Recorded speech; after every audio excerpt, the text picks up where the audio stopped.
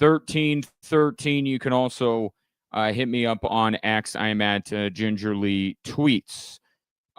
Sean Payton speaking currently. How rude of him to be counter-programming to this show. But we'll see what Sean Payton has to say about a variety of topics coming up over the course of the program. But let's start, since he's in the middle of talking, let's start with hoops. Plus, it was just, something significant happened last night, I think. So let's start there, shall we? I couldn't last night, and I don't know if you were on social media as well and dealing with the same thing. Like, I couldn't get through my social media feed without hitting like dozens, maybe hundreds. Maybe I'm underselling it. Maybe it's hundreds of pictures of the Northern Lights. And look, I get it. They're beautiful. I love looking at them too. But did you watch Nikola Jokic play basketball against the Sacramento Kings last night? That is the most beautiful thing that Coloradans could have seen last night. He dropped 35 points in the 122-108 win, missing 3 shots. He missed 3 shots, 4 if you count one of the 3 free throws that he took. That's right, 3 free throws for Nikola Jokic. 33 of his 35 points last night were from the field. And one of the field goals that he missed was a desperation heave at the end of the shot clock. It was breathtaking. A breathtaking example of ethical behavior, of efficiency. It was an ethical masterclass from Nikola Jokic last night. And I don't know if you've been paying attention, it's kind of who he's been all the month of November. I know we're 12 days into it, but the entire month of November so far, this has been Nikola Jokic. Every game above 30 points, except for one, it was a 26-point performance against Golden State. He's shooting 73% from the field in the month of November. And the 26-point performance against Golden State, he did it in 28 minutes. 26 points in 28 minutes, shooting over 70% from the field. And right there in lies the cause of this stretch of basketball from the world's best player. We are seeing a start to this season that is even ridiculous by Nikola Jokic standards. He is averaging 26, 13, and 11 on 67% shooting, playing the fewest minutes that he has since the championship season. 3 minutes less per game than last year, which you add up 10 games in, that's a half an hour of game time that he's not on the floor. Yet the Nuggets keep winning because of, let's not forget Jamal Murray and all of this. Jamal Murray, he's right. But it's because of this bench that co-GMs Ben Tenzer and John Wallace have put together. The non-Jokic minutes are costing the Nuggets 1 point per 100 possessions. If they're winning a game by 2 when he goes out, which they rarely are because they're crushing teams right now, but let's just say for math's sake, they're winning by 2 when he goes out. He comes back in, they're winning by 1. The bench, without Jamal Murray, because we know they stagger Jamal Murray with the bench, just the bench unit, 4th best in the NBA right now in net rating. This is going even better than anyone could have imagined. And it's made their best player better. Why? Because he's not getting dragged back out there because a lead evaporates in a matter of moments. He's fresher. He's rested. Here's Nikola Jokic last night after the game singing the praises of his bench unit.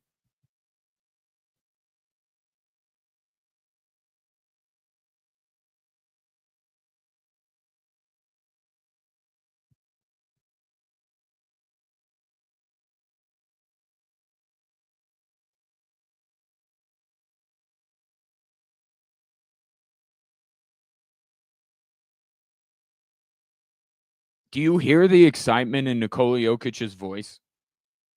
He is positively giddy over this development. You know why? Because he gets to rest. Even though the other day he said, quote as Thomas Shelby from Peaky Blinders, there's no rest for me in this world. That's Jokic doing his Jokic thing. He gets rest. Maybe it doesn't seem like much because it's only about 3 minutes less, but added up over time, the guy has gotten more rest this season than he has since the title run. And this is the lesser talked about, lesser conceived. And I'll own up to this. I wasn't talking a lot about this. The focus was these non-Jokic minutes, right? With the bench unit that the Nuggets have currently, it was, they're not going to immediately squander a lead. But the next step in that is when it is time for Nikola Jokic to come back on the floor, he's fresher. He's actually rested and ready to go. If he continues at this pace, and let's just say he plays 70 games like he did last year, he'll actually end up playing 200 fewer minutes, essentially 4 games worth of minutes that Nikola Jokic will not play. This is the Nikola Jokic version of load management. This is actually what load management in the NBA should be. It shouldn't be about guys missing games, Steph Curry. It should be about guys playing fewer minutes. But what's the impediment to that? The players themselves. The players don't want to play fewer minutes because if they play fewer minutes, their averages suffer. So they don't want to play. If they're going to be load managed, you just want to miss the entirety of the game because your numbers will suffer theoretically if you just simply play fewer minutes. But we are talking about Nikola Jokic here. It doesn't have the same effect on Nikola Jokic. In fact, it's had the opposite effect. He is putting up better numbers playing fewer minutes.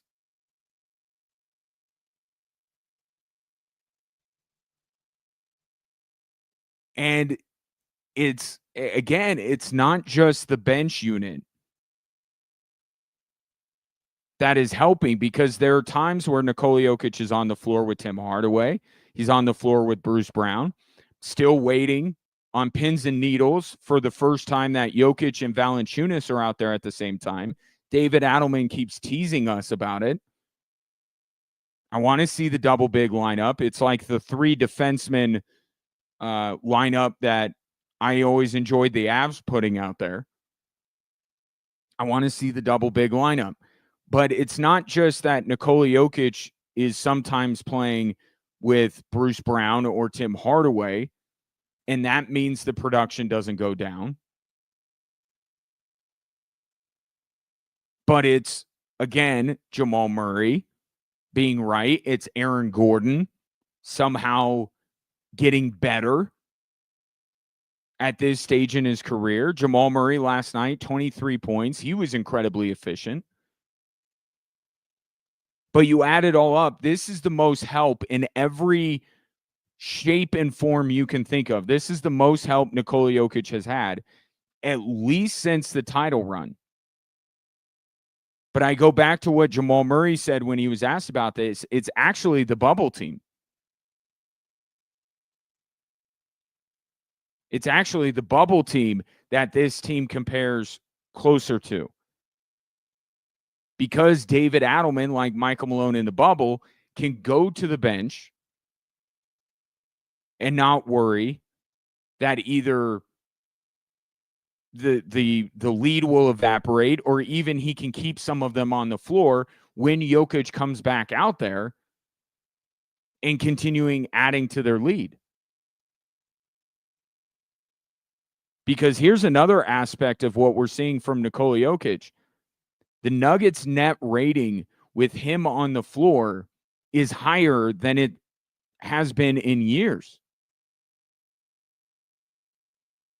And that's obviously a testament to Nikola Jokic and everything I just talked about with him actually getting rest in games. But it's also a testament to the supporting cast. Jamal Murray looks like the player that we saw during the title run. Aaron Gordon is taking what he did last year, which was a career year from 3, and adding to it. Christian Brown has maxed out on who he can be as a player. And then you bring back Bruce Brown. And then you add Tim Hardaway, who is a perfect fit with Nikola Jokic, much like Kentavious Caldwell-Pope was in terms of three-point shooting. This is the most help that Jokic has gotten. Title run, bubble, you pick. And he is playing better because of it, in addition to everybody else playing at a high level. And what is this all building to? If the Denver Nuggets can continue this, obviously health is a determining factor. And in-season progression or regression is a thing. So we have to, follow this, day by day. But what is this all adding up to? Nikola Jokic is going to be the healthiest and freshest and most well-rested he has been since the title run. And what happened during that title run? Nikola Jokic put together a playoff that we had never seen before in terms of the numbers he put up. That's what we're building towards. So as you identify potential reasons why the Denver Nuggets might be able to dethrone Oklahoma City, throw a better version of Nikola Jokic, something that we didn't really think was possible, and we keep saying that year in and year out. He can't get any better. Well, the numbers say he's better. He's more efficient, and he's averaging a triple-double. Is that going to hold up through 82 games? That's what we're all here to find out. But if Nikola Jokic is an even better version of himself than he was last year in that 7-game series, that's another thing that could ultimately tip the scales in the Nuggets' favor in a 7-game Western Conference final against Oklahoma City, or whenever that series does end up happening. This is what it looks like to help your best player in today's NBA. This is how you have to do it. It's not that Laker, Miami Heat mentality of let's go get another star. You can't do that. But you also can't sit idly by. That's what we found out over the last couple of years. You just can't sit idly by and say, well, we have the best player in the world. Because with the talent level that keeps coming into the NBA, if you're not going forward, if you're just standing still in terms of your roster, you're actually falling behind. And that's what's happened with the Nuggets the last couple of years. We saw OKC jump them. We saw Houston jump them. If the Nuggets hadn't made the moves that they made, look at what's going on down in San Antonio. As I've pointed out, San Antonio is going to be this year's version of the Houston Rockets, where everyone thinks, well, they'll be better, certainly, but they're going to be demonstrably better. They're going to be top 4, and Shea Serrano and I discussed this a little bit last week when he was on the show, and we banter back and forth on whether it looks like a top 3 seed, top 4 seed. But look at the way San Antonio's playing. That would be another team that could jump the Denver Nuggets had they not done what they did this offseason. This is what it looks like with the second apron and all of these things that are in place in the NBA. But even with that being said, because we've had these conversations before, I don't know about you, 719-247-1313, it looks better. It looks better than I could have possibly thought it would look. Take your thoughts on that. And coming up next, Broncos and Chiefs on Sunday. Why their latest injury might be the one that they cannot sustain. That's next here on Extra Sports 1300.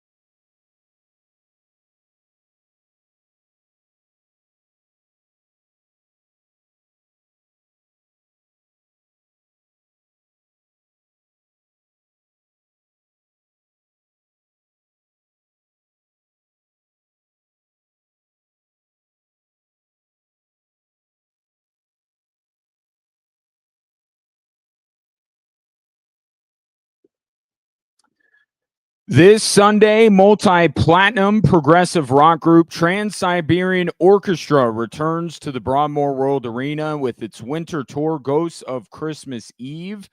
2 spectacular shows on Sunday, November 16th. Let me make sure that I have the right one. This is, and I think I was very intentional in this because of what is going on earlier on November 16th. Certain football game of great consequence.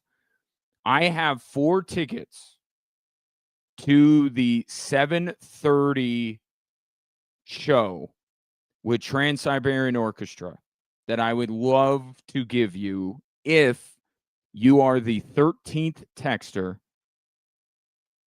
to text TSO and your name to 719-247-1313. Trans-Siberian Orchestra, great way to kick off the holiday season, in my humble opinion. So fire away on the text line and we'll get a winner here shortly.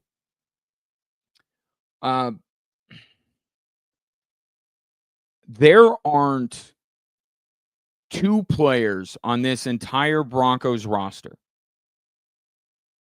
that they can afford to be without less for Sunday's game against the Chiefs than Pat Surtain and J.K. Dobbins. Surtain either covering Travis Kelce or Rashee Rice. You're worried about one, right? If Surtain plays, one of those guys is not covered by Pat Surtain. But you can roll coverages. You could do a lot of different things. Now with Surtain being out, you got to worry about both Kelce and Rice. Can't fully take away either guy. But J.K. Dobbins is vitally important, I think, to the Broncos' success on Sunday as well, because he takes both quarterbacks out of the game. And here's what I mean by that. Obviously, he takes Patrick Mahomes out of the game a little bit because he keeps him on the sideline, limits the possessions that he will get. Because against this Broncos defense, Mahomes isn't going to score every time down the field. I mean, there was a time where that might be true. It's not true. It's give some credit to the Broncos defense, even without Pat Surtain. Chiefs won't score every time down the field. So you limit those possessions by controlling the clock with the run game led by J.K. Dobbins. But he also takes Bo Nix out of the game, as in Bo Nix the thrower. Although that's just in theory because Bo Nix, even with J.K. Dobbins, still leads the NFL in pass attempts. So you have to talk to Sean Payton about that one. But in theory, J.K. Dobbins can take both throwers out of the football game or limit them. I don't think it's a case where you don't want Bo Nix to throw the ball ever. Mahomes, you don't want him to throw the ball ever. But you want less Bo Nix throwing the football, right? And J.K. Dobbins, an effective run game, allows you to do that. Any other injury, and we've already seen this with some guys, but any other injury, you can talk yourself into, okay, not ideal, but like Benito. You don't love being without Nick Benito. He's your best pass rusher. You'd want to have him against Kansas City, certainly. But you don't have him. You have Cooper, you have Ellis, you have Tillman, you have John Franklin Myers. You have strength in numbers. Plus a very good defensive coordinator that can dial up blitzes and mask his pass rush and everything like that. So it doesn't completely tip the scales the other way, even if you're missing Nick Benito. Cortland Sutton, his targets are going down each of the last 4 weeks anyway, which we need to have a conversation about that. Bo Nix being out. What did you read the Gazette? Jared Stidham's name's being brought up with a healthy Bo Nix as an alternative. So in some people's minds, not having Bo Nix for Sunday would not be the worst thing in the world. But being without Pat Surtain and J.K. Dobbins, I don't know if there are other players that I would rank above those two in terms of their importance for Sunday's game. And you have to put health on the list of reasons. It's not the top reason why the Broncos are 8-2 right now, but it's one of. Only 3 teams in the NFL have fewer players on injured reserve this year than Denver has put on there. Rams, Jags, and Raiders. Look at where the Rams are. Look at where the Jags are. And the Raiders, it wouldn't matter if they were fully healthy. And the guys that they have missed, Marvin Mims, Dre Greenlaw, Ben Powers, they've dealt with very well, to their credit.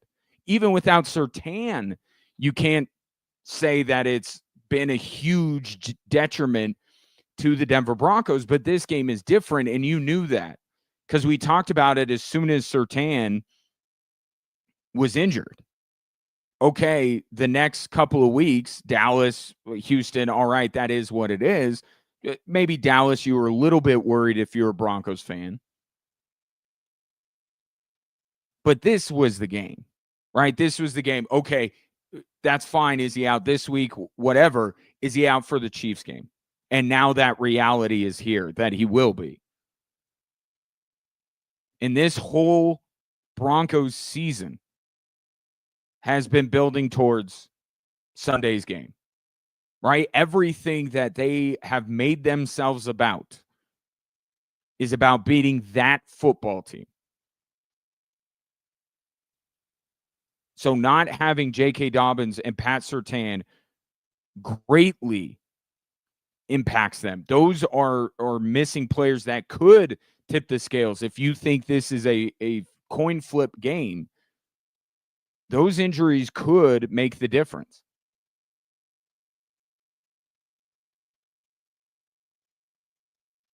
Now the secondary without Surtain going to be tested more than they have at any point. Maybe you could argue the Dallas game again.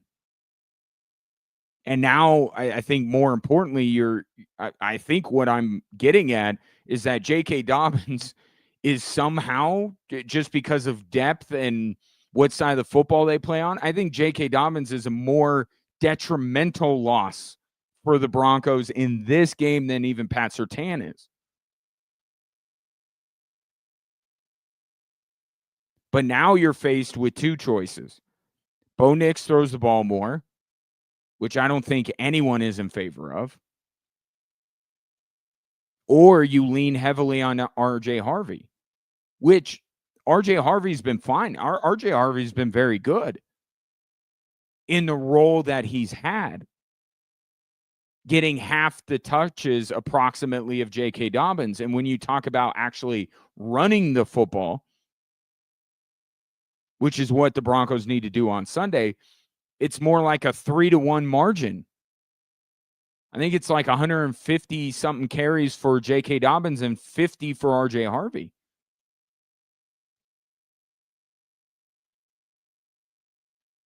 So you like R.J. Harvey, you just like him in this role. And now if J.K. Dobbins is out, he's gonna be the guy. Because I don't know that you could bank on Tyler Bidet and Jaleel McLaughlin. Like, forget that whole thing is over with. And look, maybe R.J. Harvey is capable of this. You don't know until you're put in that position. But is that something you want to do for this game?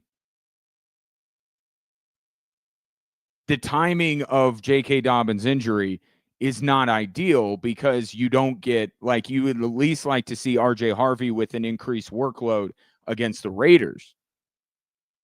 Now you might see it against the Chiefs, the biggest game of the year.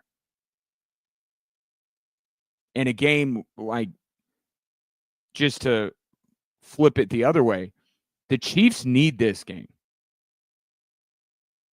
Okay, so any thought that Sunday could be Kansas City overlooking Denver, like, let me get out in front of that nonsense. The Chiefs desperately need this game. They lose, they're 3 games back. They're not winning the AFC West. Even with that game on Christmas, they're not winning the AFC West if they don't win on Sunday. So they're getting the full might and attention of the Kansas City Chiefs. So we don't need to mess with that stuff. There have been other matchups that the Broncos, you came away saying, wow, the Broncos almost beat the Chiefs. And you go, okay, but did the Chiefs have this game circled on their calendar? Well, they do this year. So all the more reason why you need as many of your players available as you can get, especially Pat Surtain and J.K. Dobbins. You know, the Broncos are 8-2. I talked about this on Monday. The Broncos are 8-2 in large part because of Sean Payton's ability to take what the Broncos are, good, bad, or indifferent, who they're missing, and be able to adjust. He's done a very good job of that this year. But unfortunately, the reality of the NFL is very rarely do you go the course of the season without missing a significant piece to your roster. And you could talk about Dre Greenlaw, you could talk about Marvin Mims, Ben Powers, Surtain's a huge one. And in this particular matchup, J.K. Dobbins is a massive potential loss for this Broncos team. And it's going to put Sean Payton's ability to game plan, to adjust around whatever bad is going on with the Denver Broncos. It's going to test it more than in any other game this season so far. That's the thing about injuries too. Sometimes they happen at the worst time. And this is the worst time to be without J.K. Dobbins, in my opinion. If they are without him. Broncos, like Greenlaw, like Surtain, not putting him on the IR. And we got to, take this thing day by day. Sean Payton just spoke, and we'll see if he says anything. I doubt it. It's the worst timing. It really is. Because this is the game of the year. And J.K. Dobbins, you got him for this. And now he might not be available. 719-24-7, 13-13. How big of a loss do you believe J.K. Dobbins is? And does it ultimately tip the scales towards Kansas City on Sunday? I think a lot of people think so. I just saw a graphic from NFL.com,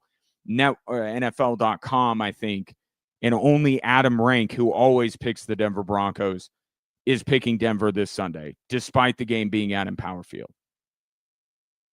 I think Surtain not being available and the thought that J.K. Dobbins isn't either play a big role in that. 719-24-7, 13-13, more Drive Time Sports after this.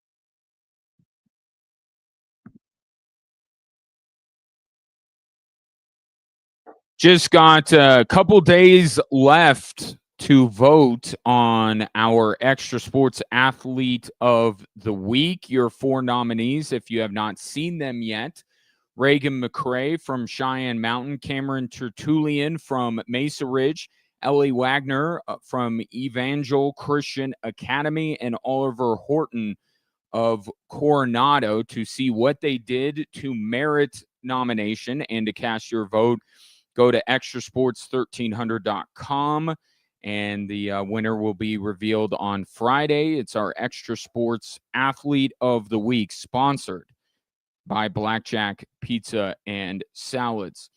Congratulations to Brian, who picked up a 4-pack of tickets to see Trans-Siberian Orchestra at the Broadmoor World Arena on Sunday. I will have another chance for you to win next hour, and more chances the remainder of the week. So, as I always say, I'm not above bribing you to listen to this program, and I will continue to do so. Also, let's head to the text line. A few of your texts in response to the master class, that the latest that Nikola Jokic has, that put up last night. 35 points, and he missed 3 shots. But this has been November. This is it. Last night, November. That's what it's been for Nikola Jokic. And it's in large part because the guy can actually take a breather. Your thoughts at 719-247-1313. Ryan says, don't worry, Kendrick Perkins will still turn the 3 fewer minutes per game for Jokic into a stat padding narrative. Yeah. I'm sure he'll find a way, but I don't know if you've seen this lately. Kendrick Perkins should be mindful of what he says, given some of the hot water he recently found himself in. At least he's not endorsing a fraudulent solitaire app. So there's that. But yeah, Kendrick Perkins needs to be careful with what he says. Shouts to L. Duncan. By the way, this from the 719. Ryan, Joker is a unicorn, and I'm going to enjoy him as long as he plays. And adds, did you watch Westbrook play last night? I see why he gets good stats, but some of the shots are so ill-advised and takes the team out of the game. This is the Russell Westbrook experience. And this is why the Denver Nuggets told Russell Westbrook, we're not going to play you if you pick up your option. And that's a little bit cold, because there were times that Russell Westbrook was a positive for the Denver Nuggets, and let's not forget that. Let's appreciate the good that Russell Westbrook did with the Denver Nuggets, but our lasting image of him will probably be 2 ill-advised shots down the stretch of 2 very important basketball games last year. And it's just at 30, what is he, 37 years old now? It's who he is. And for a team like Sacramento, it's probably just fine. Probably is. Because what are they playing for? But he does that. I mean, he's a supremely talented player. Can't get around that. He's a Hall of Famer. But this is why he hasn't lasted very long in all of his stays after Oklahoma City, especially when he's playing for a team that has their eye on a championship. LA, the other LA. He's just fine in Washington. They loved him in Washington, and they probably like him in Sacramento. Nuggets can't do that. It's not just because they have the same first name. Russell Westbrook is kind of the basketball version of Russell Wilson. Their good is really good. But the wide range of potential outcomes is not something that a contending team can deal with. And every day that goes by, the lows get lower. Back to the Nuggets part of the conversation. Aaron says, what a time to be a fan in Colorado. We need to sit back and appreciate getting to watch both Jokic and McKinnon.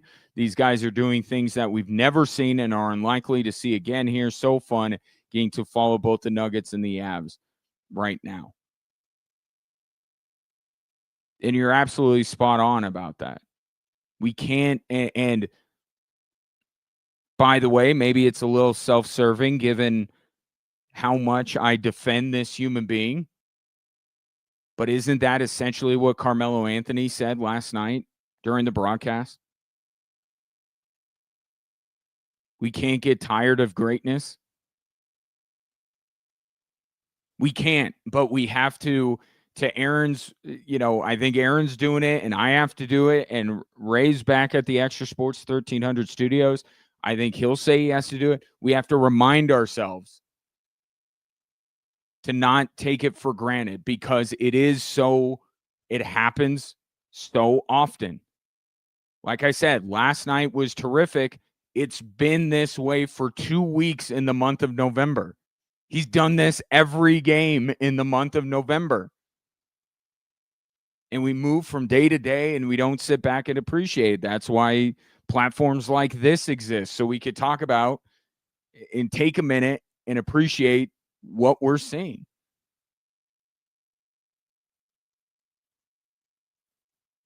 I would say Nikola Jokic is unbelievable, but it is believable because we see it all the time. But let's talk about Nathan McKinnon. Perfect segue. I had pretty much written off the idea that either Nathan McKinnon or Nikola Jokic was going to win MVP this year. It wasn't even in my head that either one of them would. And there are a lot of reasons for that. Two being there are other deserving candidates and voter fatigue. I think it certainly applies more for Jokic than it does Nathan McKinnon at this point. But I think they're both factors in it. I just didn't really I think so much of these seasons are about the championships or about the team goal, especially with the moves that both of these franchises have made. That's where most of the focus has been. But Nikola Jokic is putting up the best numbers for the best team outside of Oklahoma City in the NBA right now. And then you go across the hall at Ball Arena and you have the NHL leader in goals, assists, and add them up points. Nathan McKinnon. And he did it again last night. He didn't score a goal against the Ducks as the Avs won 4-1, but he assisted on a goal. And I believe he assisted on the most important goal of the night, which was finally, at long last, Gabriel Landeskog scoring his first regular season goal in 3 years. Here's the Avs captain on the relief of scoring that goal last night.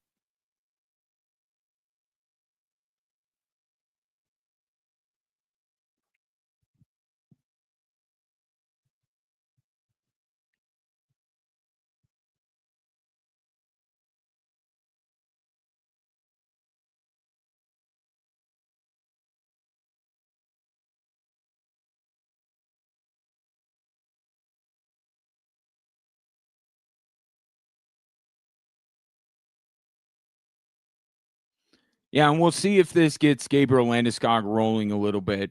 You know how important that second line is, and that second line has been dealt a blow because Valeri Nichushkin got hurt last night.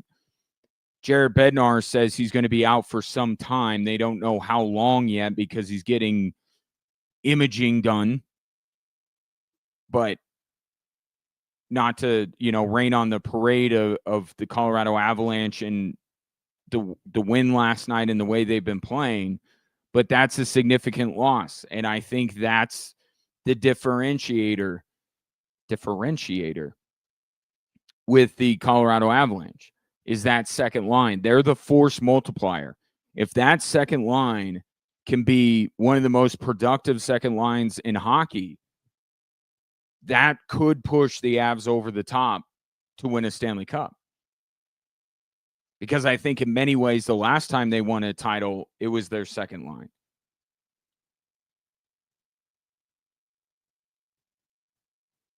But, juxtaposing this to the Denver Broncos with dealing with the injury to J.K. Dobbins, look, if Valeri Nichushkin is going to be out a month at this point in the season, it's a tough blow, no doubt about it. But you look at the bigger picture and say he should be back in time for when they really need him.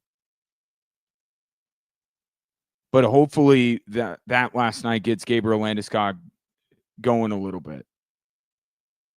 I like the second line, the way they've played, being process oriented. I think it looks good. The results haven't always been there.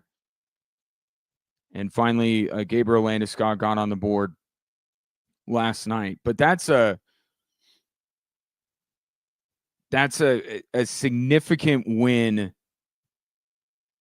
for the Colorado Avalanche in that these were the two highest scoring teams in hockey coming into the game. Yeah, the Anaheim Ducks. So big, is it big in terms of consequence? No, but just I thought what last night was, aside from Gabriel Landeskog getting that goal, I think it's just the Avs showing this young and upstart Anaheim team, like, no, this is the way you do it. And you look at some of the underlying metrics, the Avs rank first in all of them.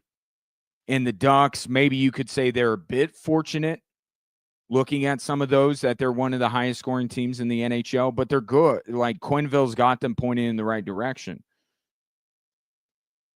But the significance of that game was last night, I just think, was the Avs going like, yeah, you're a nice story, but, you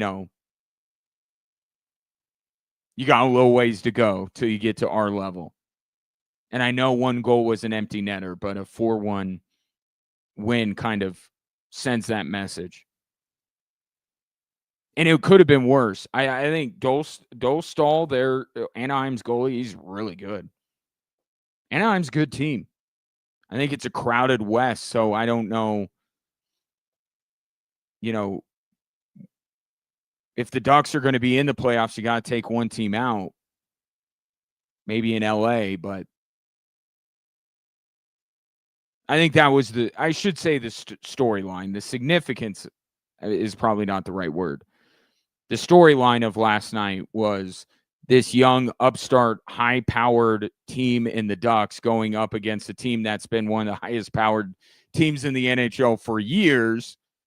It was a measuring stick for Anaheim, and they didn't quite measure up. Thanks in large part, by the way, to Scott Wedgwood. Want to have a conversation about Scott Wedgwood during this show, which still has another hour in it. 719-247-1313. Back after this.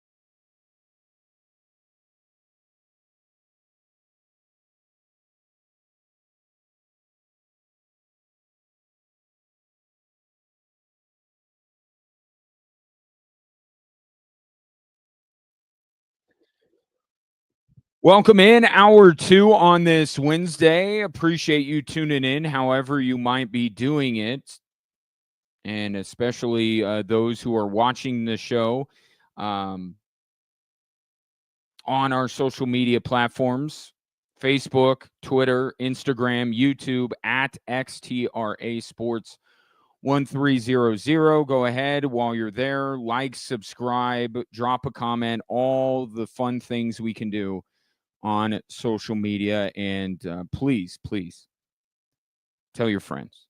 We thrive on word of mouth advertising in this business.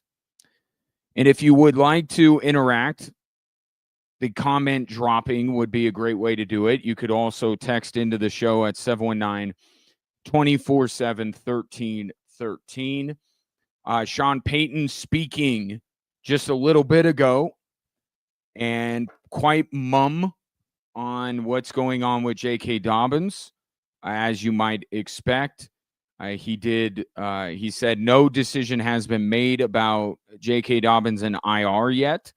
But look, the rest of the season is the rest of the season, right? It's about Sunday. If J.K. Dobbins is missing for longer than just the Kansas City game, then we'll broach that subject when we get there. This is a watershed moment. This is the game of the year. What lies ahead for the Denver Broncos matters a little less right now. So the IR decision, and look, they did this with Dre Greenlaw. They did it with Pat Surtain. When you're talking about players of this significance, sure, you could read into it a little bit like it's not a catastrophic injury. And I think you could say that about J.K. Dobbins if he doesn't get put on IR. You could say that, so that would be good news. But we know they're going to hold out hope, and why shouldn't they? These are players that are too consequential to the Broncos' success to not leave open the even remote possibility they could play on a week-to-week basis. So J.K. Dobbins' long-term prognosis is during this week not nearly as important as his availability this Sunday. Sean Payne did also say that R.J. Harvey would have a bigger role. And look, that would be probably the case even if J.K. Dobbins plays, right? Because even if he plays, he's going to be somewhat hampered.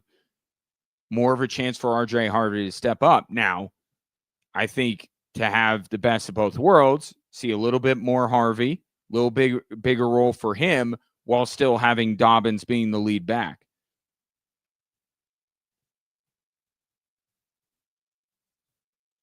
Let's not forget who we're dealing with here when it comes to J.K. Dobbins.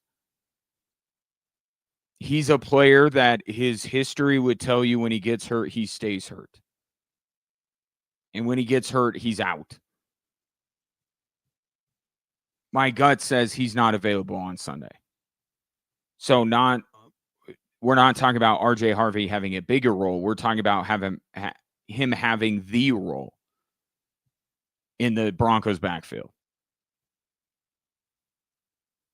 That's my thought. I think everything's pointing that J.K. Dobbins isn't going to play on Sunday. But there is some good Broncos injury news. Marvin Mims was a full participant in practice today.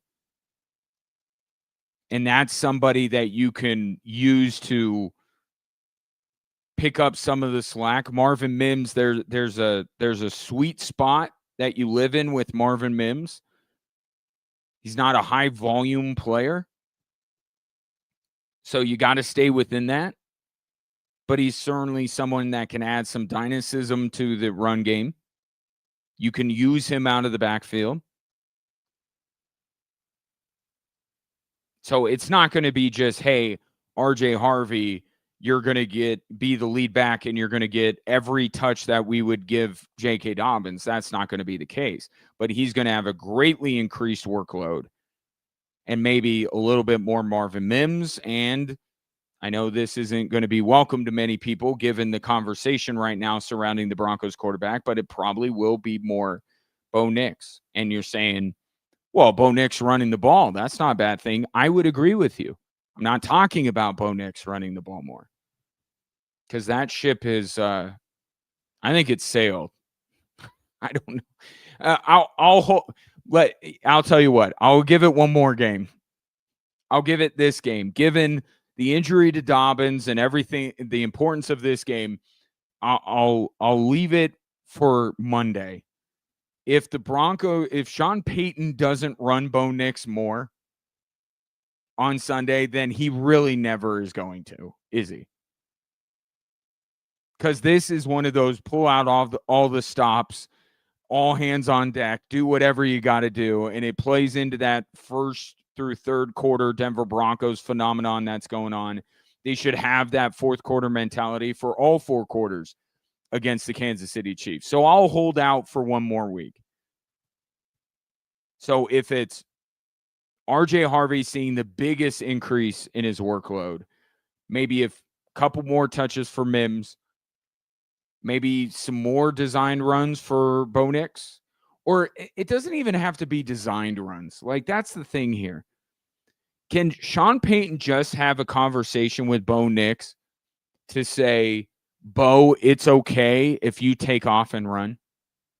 Like, I think that's all anybody is asking for. We're not asking for Sean Payton to, tailor his offense around running Bo Nix. But the guy looks in the Dallas game, I think, is a great example of this. Or Houston, too. It just looks like he starts to go, and then he hears like Sean Payton in his ear or in his head. Because I don't think it's okay. I don't think Sean Payton's allowed to be in Bo Nix's ear while the play is going on. But in his head, I think he hears Sean Payton. Oh, can't take a sack here. Can't risk it. Sean Payton just needs to put his hand on Bo Nix's shoulder and says, for this, you know what? It's okay if you run. It's okay. If you see a lane, take it. It's not necessarily about designed quarterback runs. Just give him the freedom, empower him to take off if he sees fit.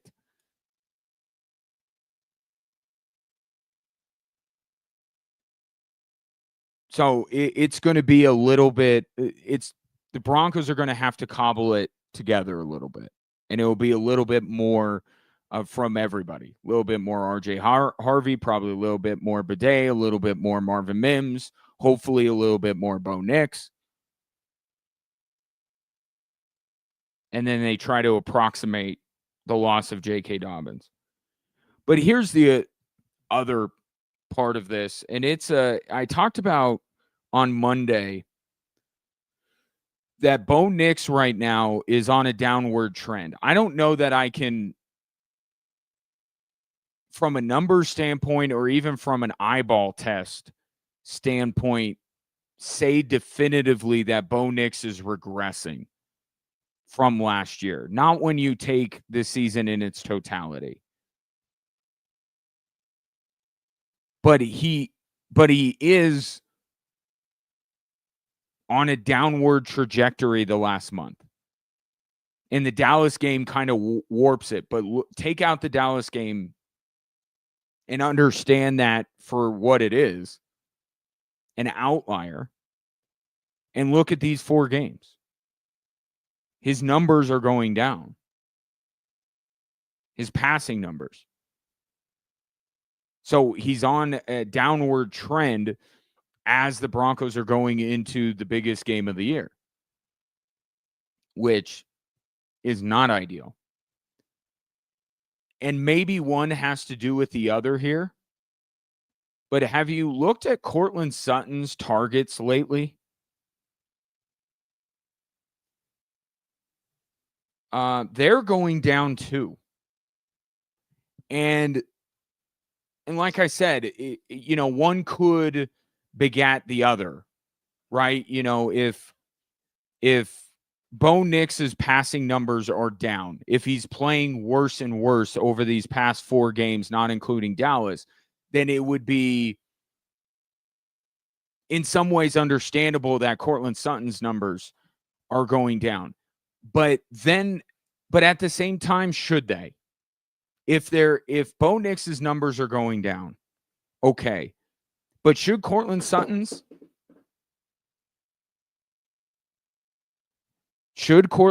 numbers be going down? I don't think that they should be. Because he's the one guy in that receiving core who should be immune to this. Like, I could see if Troy Franklin's numbers are going down, or especially like a Pat Bryant, seeing their targets decrease. Courtland Sutton's numbers should be regression proof. Because this is the guy that Bo Nix, when the chips are down, he's looking Courtland Sutton's way. To the detriment of the Denver Broncos at times this year, by the way.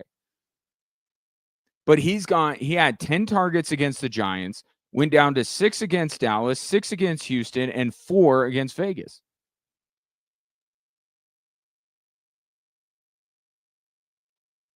I can't believe I'm saying this, and this just proves how weird this Broncos offense has been.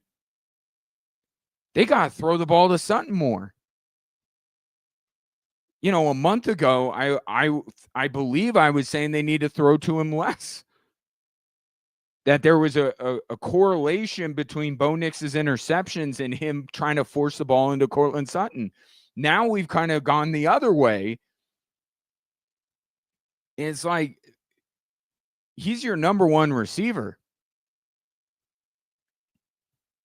Like, could it be, the Houston game with Derek Stingley? Maybe. But we're talking about the Giants, we're talking about the Cowboys, and we're talking about the Raiders here. Courtland Sutton's numbers should not be going down. His targets should not be going down. Everybody else's can, with Bo Nix regressing or Bo Nix declining, or however you want to phrase it. Courtland Sutton's numbers shouldn't be. So how about in a game like this, you look Courtland Sutton's way? If you're Sean Payton, you devise ways to get Courtland Sutton free.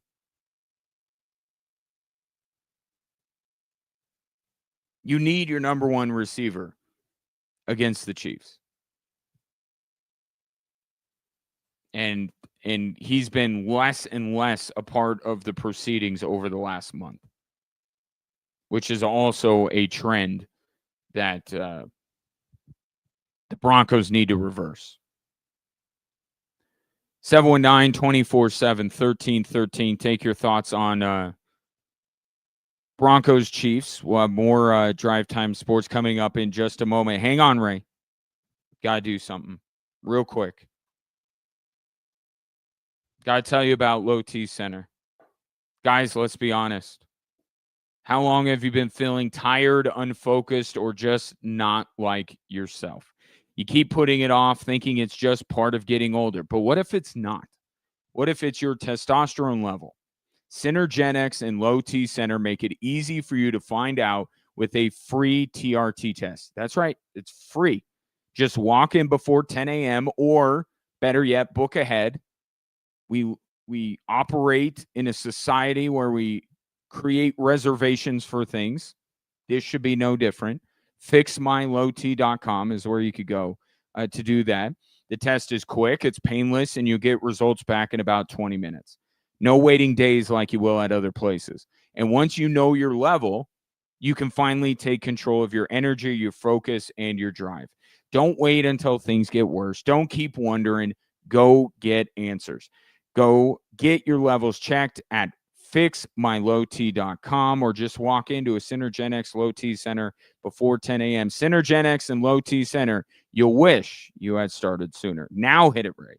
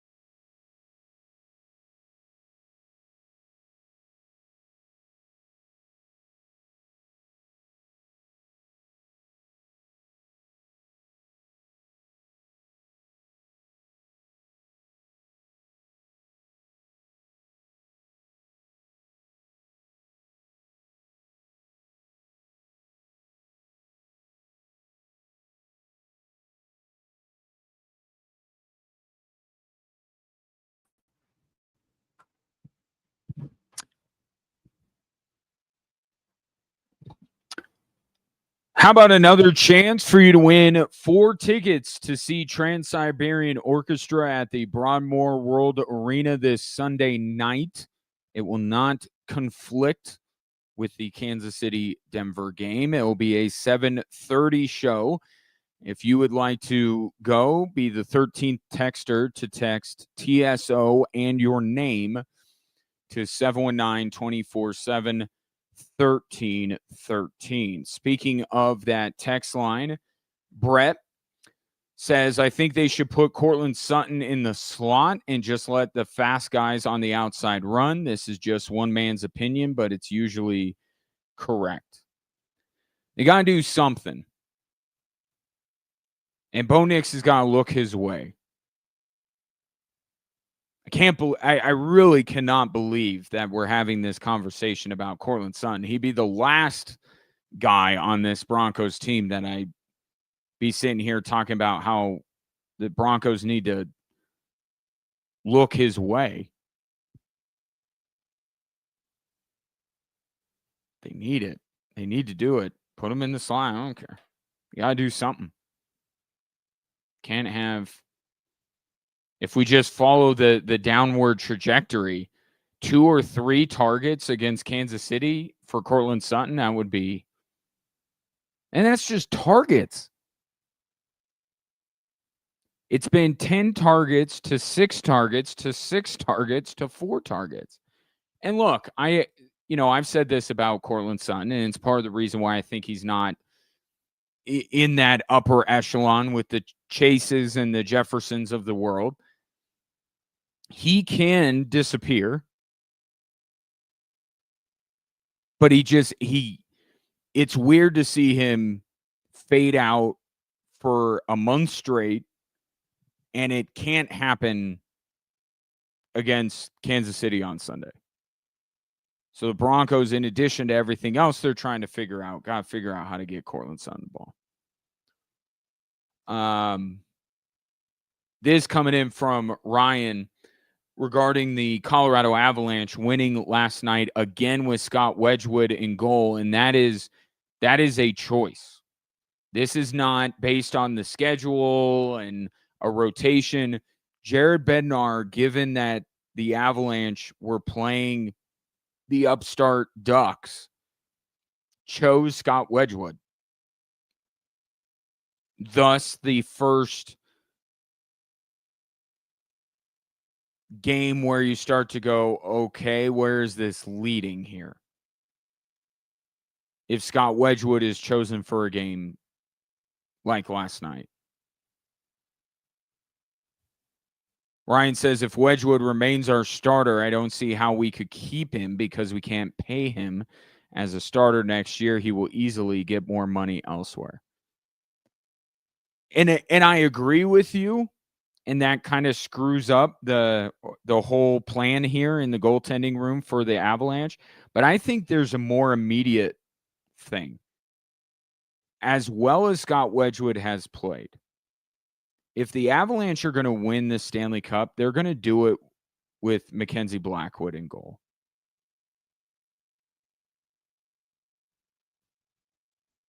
I don't think they're going to win if Scott Wedgwood remains their starter. And look, he's been good. I'm not, credit to him. There's a number one goalie here, and his name is Mackenzie Blackwood, and he needs to play like it.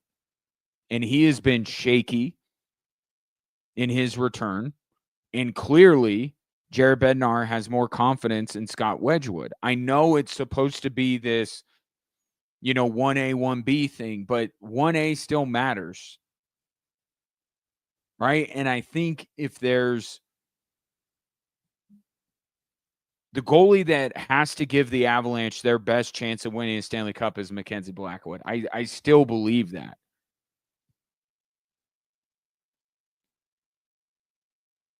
But it's early. Mackenzie Blackwood just came back, but I think this is the first moment where you go, okay, wait a minute. What's the pecking order with the Colorado Avalanche? It's something to monitor moving forward.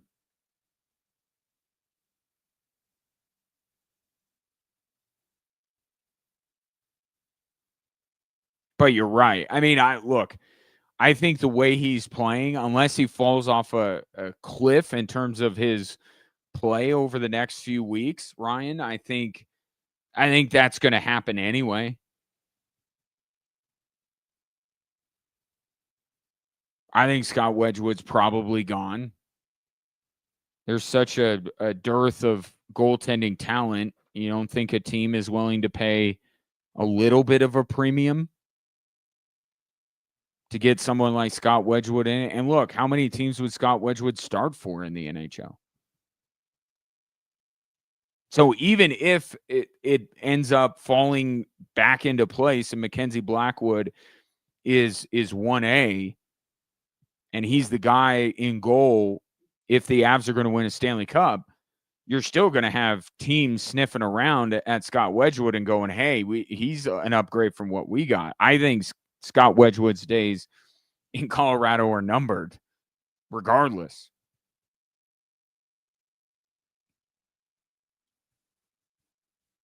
But I think it's still got to be Mackenzie Blackwood. I think he's got to be the guy. I think he's more talented. But the Avs got to get him back going. And he just came back. But last night was interesting. Against an upstart team, high-scoring team, Jared Bednar went, I'll go with Scott Wedgwood. Didn't think that game last night was worth furthering Mackenzie Blackwood's reintegration into this team.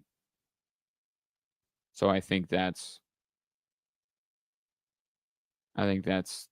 significant and something to watch, certainly moving forward.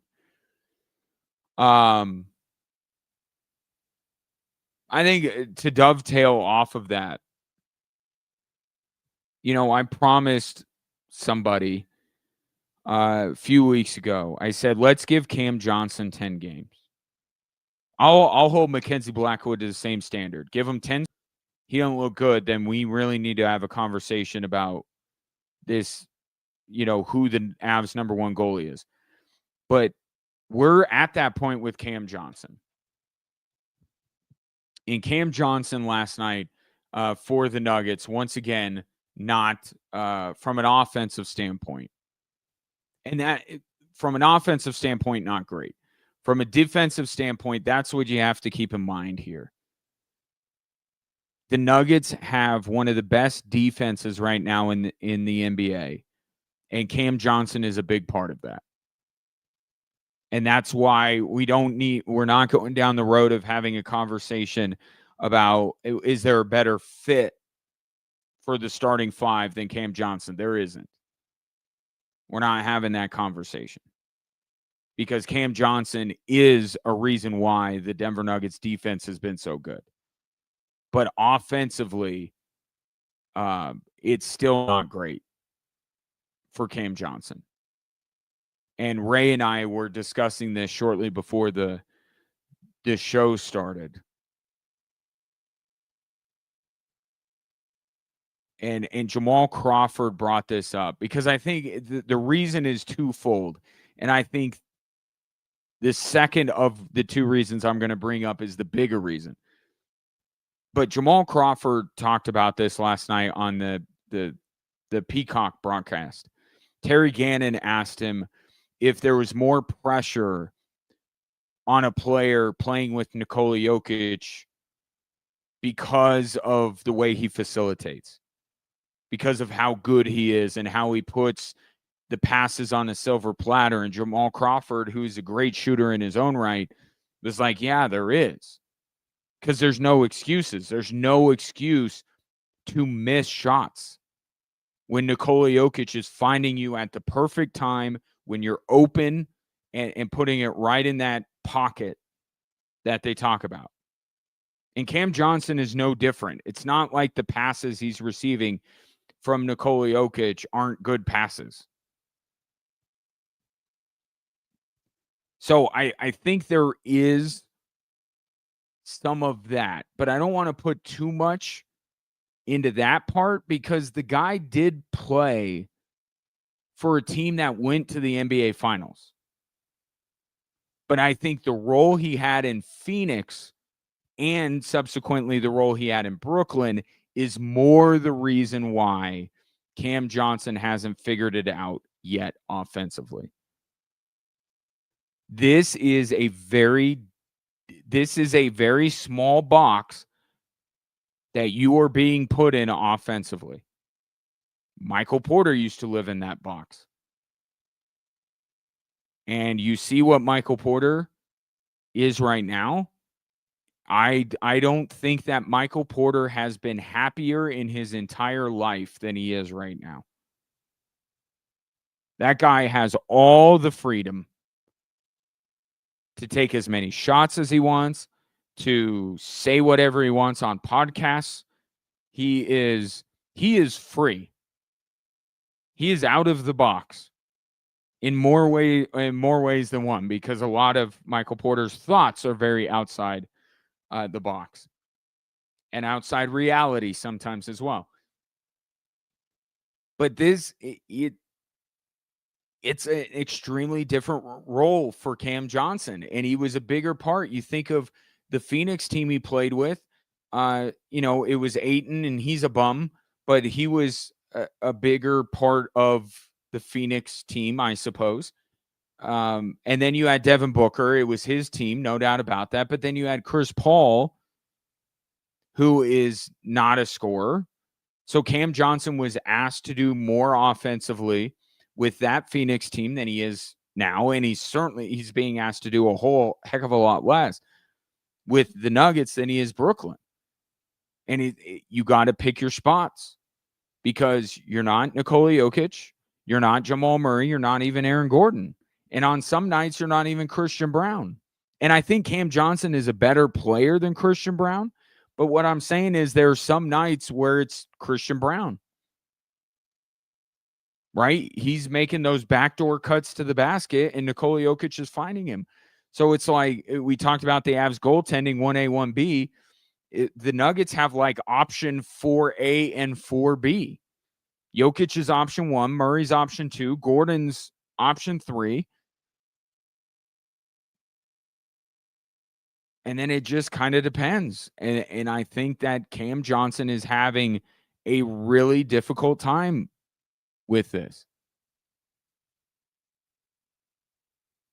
But I will say, now that we've crossed this 10-game threshold, last night was game 10 for the Denver Nuggets. I think it's taking longer than I expected it to. When I responded to a texter that said, what about Cam Johnson? I said, let's give it 10 games, thinking that we would easily be talking about a great Cam Johnson game offensively before 10 games. So it absolutely is taking, I got to imagine at this point it's mental. Fitting into this role is becoming a thing in the head of Cam Johnson.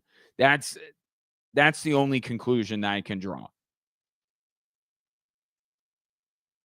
Because it's been 10 games. And it's not better. Like, there aren't even signs from Cam Johnson on the offensive end. Last night, 2 of 6 from the field. He missed all 3 3-pointers that he took. He had 5 points. Jokic had 35. Murray had 23. Gordon had 17. Brown had 12. You even had Bruce Brown and Jonas Valanciunas off the bench with double figures. And Cam Johnson has 5?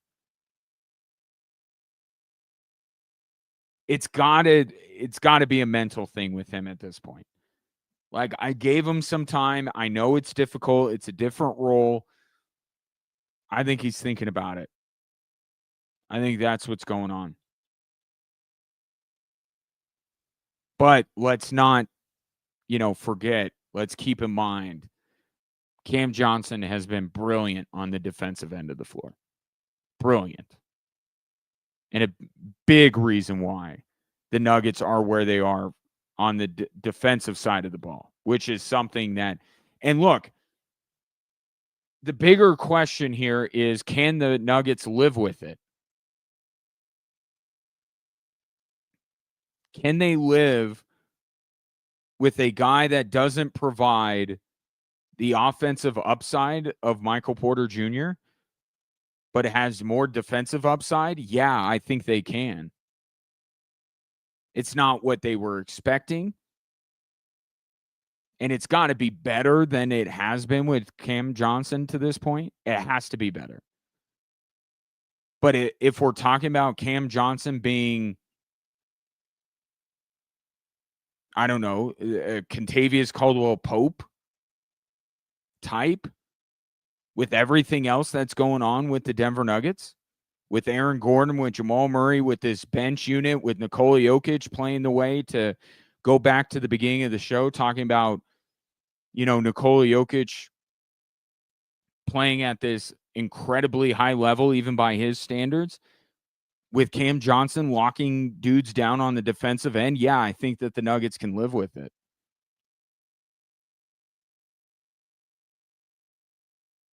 But I think they're hoping they don't have to.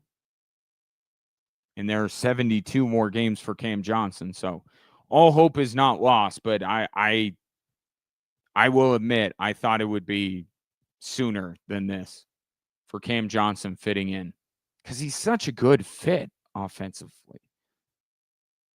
Right? He fits in so well. That's part of it. That's kind of what you were sacrificing by trading Michael Porter, is that you wouldn't have maybe in totality a better player in Cam Johnson, but he was such a better fit. He's got to be in his own head about all of this. That's the conclusion that I'm drawing here. 719-24/7-1313. More Drive Time Sports after this.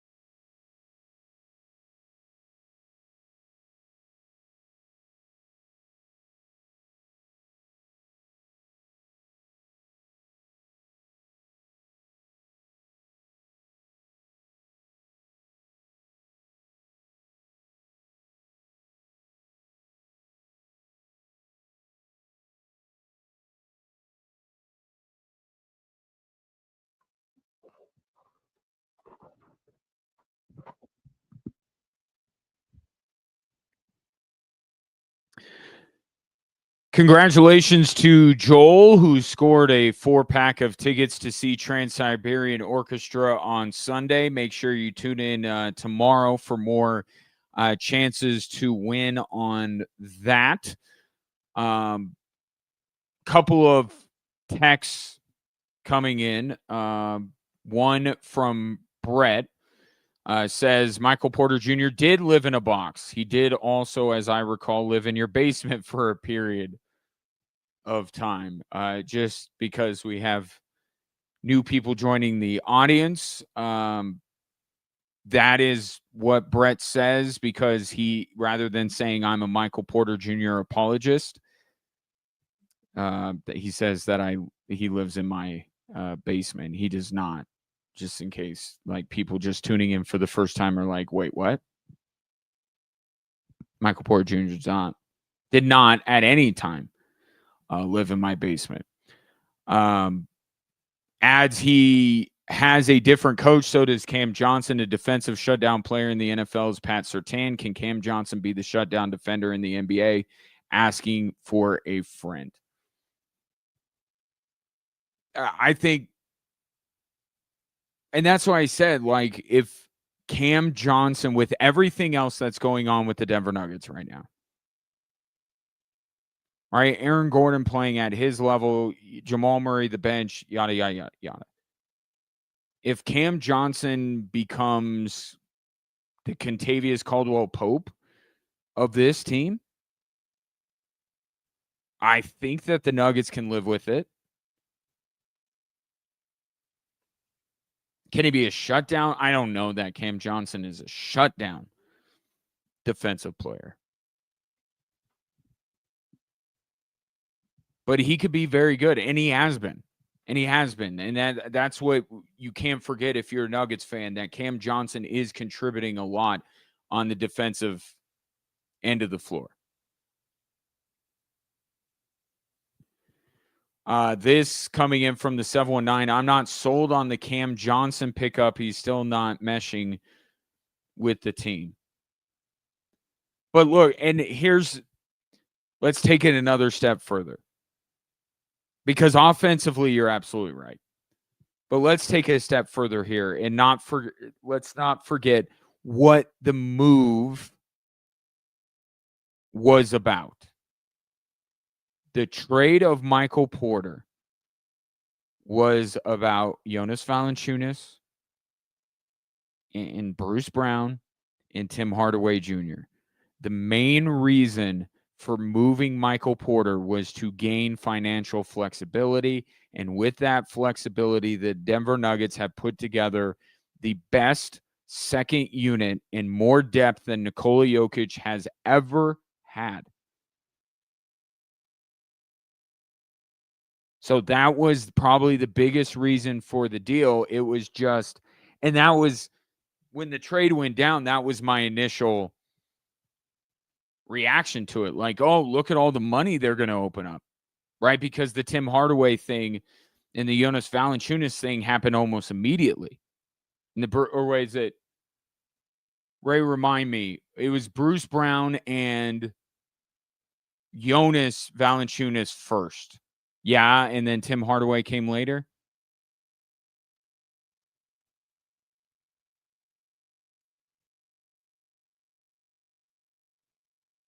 Okay, so Bruce Brown was the first. Thank you. But still, the Denver Nuggets were able to immediately open up cap space to go out and, at the time, get Bruce Brown. And then they went out and showed us what else they had up their sleeve. So does Cam Johnson need to fit with this team? Yes. But let's not forget the bigger picture here, which is the depth, the flexibility, and the depth that the Denver Nuggets now have because of that trade. So when we're judging, it's like the Mikko Rantanen deal, right? The Avs opened up. It's not just, hey, Natchez or does Natchez fit with the team, which he clearly does. But they were able to get Brock Nelson. They were able to, get some depth pieces. They got Gavin Brindley, who just signed an extension yesterday, by the way.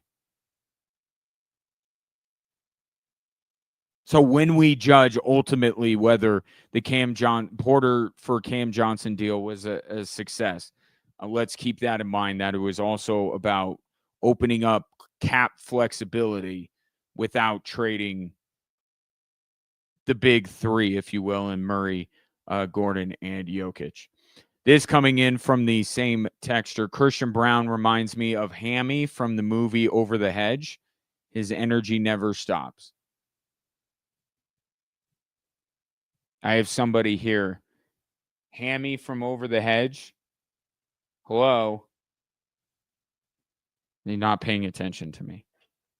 Yeah. Hammy from Over the Hedge. Lots of energy. Okay. I'm getting a nod from one of my children. And that's what I have to do. I have to throw pens at them to get them to pay attention. You empathize with me, right? You identify. Yeah, Christian Brown. Love his energy. I don't know what the ceiling is as a player from a skill perspective, but he does play with constant energy. And tonight he will play with constant energy in the Rainbow Skyline jerseys as the Nuggets take on the LA Clippers in a game you can hear on Extra Sports 1300. You won't be able to see them in the jerseys, but now that I've told you that's what they'll be wearing. I was telling this to Ray during the break. I want the Rainbow Skyline on the white jerseys or blue. I just want the straight throwbacks. That's what I want. But in fairness, putting Jalen Pickett and Julian Strother as the two guys on the graphic, like, guess what jerseys we're wearing?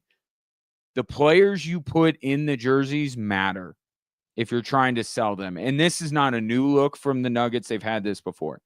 But if you want me to be on board, you got to put Jokic in it. It's got to be Aaron Gordon. It can't be Julian Strother and Jalen Pickett because it's not going to sell me on it. But I'm telling, I want the white jerseys with the rainbow skyline, not the black jerseys with the rainbow skyline. But that's what they'll be wearing tonight against the Clippers.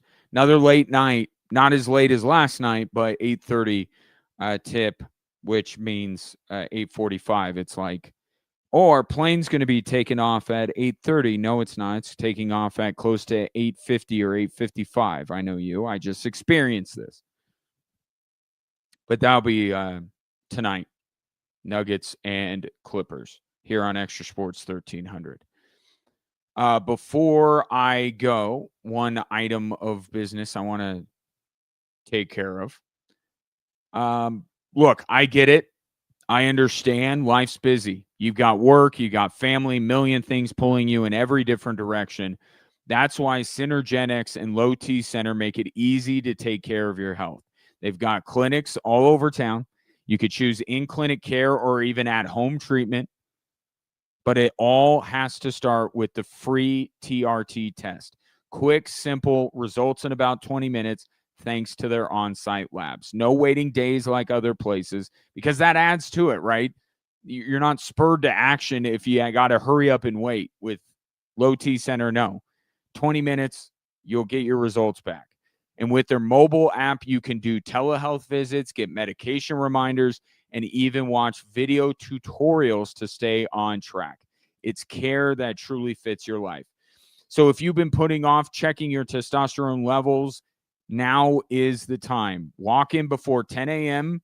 to Low T Center, or you could book ahead at fixmylowt.com. That's fixmylowt.com. Synergenics and Low T Center, convenient, fast, and built for guys like you. That'll be it for today. My thanks to Ray Dominguez for producing the show again today. Did a phenomenal job. And thank you for listening back in studio tomorrow at 3 here on Extra Sports 1300.